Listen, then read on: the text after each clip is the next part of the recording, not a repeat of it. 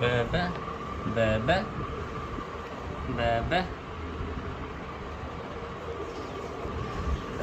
বাচ্চাদের নি ক্যাপ, মানে এটা হলো নি প্যাড।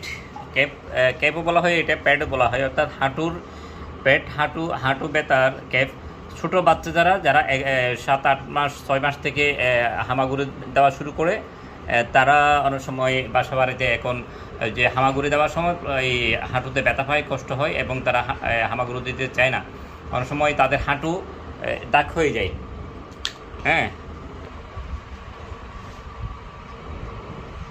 দেখতে পাচ্ছেন তারা এই যে নি ক্যাপের কারণে তাদের হাঁটু ব্যথা করে না, তারা কমফোর্ট ফিল করে, আরাম পায়।